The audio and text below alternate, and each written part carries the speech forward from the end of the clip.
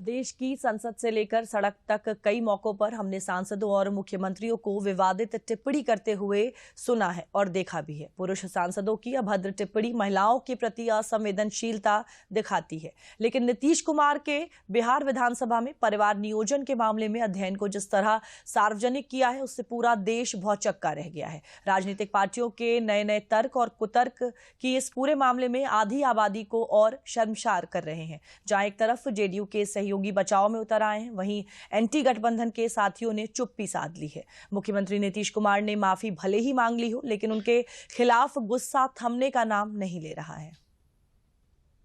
अक्सर विवादित बयानों से सुर्खियों में रहने वाले बिहार के सुशासन बाबू महिलाओं के खिलाफ अमर्यादित भाषा का उपयोग कर एक बार फिर चौतरफा घिरते दिख रहे हैं। दरअसल मंगलवार को विधानसभा में महिलाओं की शिक्षा और जनसंख्या नियंत्रण पर बयान देते समय नीतीश कुमार ने अश्लील भाषा का प्रयोग कर दिया, जिसके बाद न सिर्फ हर तरफ निंदा हुई, बल्कि मुख्यमंत्री के खिलाफ प्रदर्शन का सिलसिला भी शुरू हो गया। इतना ही नहीं, प्रधानमंत्री मोदी ने मध्य प्रदेश में एक चुनावी जनसभा के दौरान भी बिना उनका नाम लिए शर्म आने की नसीहत देते हुए इंडी अलायंस को कटघरे में खड़ा कर दिया। पूरे विपक्षी गठबंधन पर निशाना साधते हुए पीएम मोदी ने कहा कि महिलाओं के खिलाफ अमर्यादित भाषा का प्रयोग करने वालों के खिलाफ इंडी अलायंस की चुप्पी से अंदाजा लगाया जा सकता है कि इन लोगों में महिलाओं के प्रति कितना सम्मान है। वो इंडी अलायंस के नेता ने विधानसभा के अंदर जिस सभा में माताएं बहनें भी मौजूद थी, कोई कल्पना नहीं कर सकता है ऐसी भाषा में बद्दी बातें की। कोई शर्म नहीं है उनको। इतना ही नहीं, इंडी अलायंस का एक भी नेता माताओं बहनों के इतने भयंकर अपमान के खिलाफ एक शब्द बोलने के लिए तैयार नहीं हुआ। जो माताओं बहनों के प्रति ये दृष्टिकोण रखते हैं, वो कभी आपका भला कर सकते हैं माताएं बहनें? मुख्यमंत्री के बयान के बाद विवाद बढ़ा। विधानसभा में महिला विधायकों ने उनका घेराव भी किया।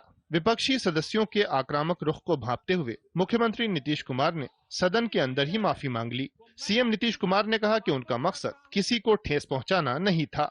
माफी मांगता हूँ, वापस करता हूँ इन सब बातों का। अगर इसको हमने यूं ही कुछ बात कहा और उसको लेकर के इतनी निंदा हो रही है, तो मैं भाई देखिए, अगर मेरी कोई बात कहना गलत था तो मैं इसके लिए माफी मांगता हूँ। हालांकि माफी मांगने के बाद भी बवाल नहीं थमा। राष्ट्रीय महिला आयोग की अध्यक्ष रेखा शर्मा ने बिहार के मुख्यमंत्री के बयान पर आपत्ति जताते हुए कहा कि जैसे महाभारत में द्रौपदी के चीरहरण के बाद कौरवों का पतन शुरू हुआ था, बिहार असेंबली स्पीकर को उनके अगेंस्ट एक स्टेप लेना चाहिए।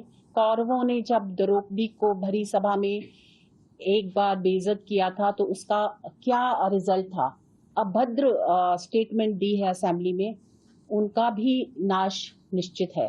बीजेपी नीतीश कुमार के बयान को लेकर आक्रामक रुख अपनाए हुए है, तो सहयोगी दलों के नेता उनके साथ खड़े दिख रहे हैं। बीजेपी नेताओं ने नीतीश कुमार के बयान को बिहार को शर्मसार करने वाला बताया, तो वहीं पूर्व मुख्यमंत्री और राजद नेता राबड़ी देवी ने मुख्यमंत्री का बचाव किया।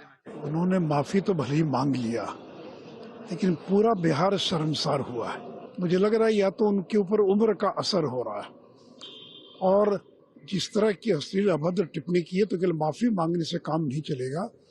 उनको पूरे देश की जो महिलाएं हैं उनके सामने हाथ जोड़कर और ये कहना चाहिए कि उन्होंने बहुत बड़ी गलती की और आगे से कभी जिंदगी में इस प्रकार की गलती नहीं करेंगे। ये और मर्यादित तरीके से रखा जा सकता था। जिस तरीके से उन्होंने इस बात को रखा वो कतई सराहनीय नहीं है, और उन्हें एक उम्र का लिहाज करते हुए, महिलाओं का सम्मान करते हुए इस बात को और मर्यादित तरीके से रखना चाहिए था। ऐसा बात से कर दिया, गलती से कर दिया, इसके लिए माफी मांगे, चलने देना चाहिए। माफी मांगे, बाद में पछतावा है कि कैसे गलती से। बहरहाल भले ही मुख्यमंत्री नीतीश कुमार ने विधानसभा में विवादित बयान पर माफी मांग ली हो, लेकिन उनके खिलाफ अलग अलग शहरों में प्रदर्शनों का दौर शुरू हो गया है। इतना ही नहीं, नीतीश कुमार के खिलाफ मुजफ्फरपुर में शिकायत दर्ज कराई गई है, जिसकी सुनवाई 25 नवंबर को होगी।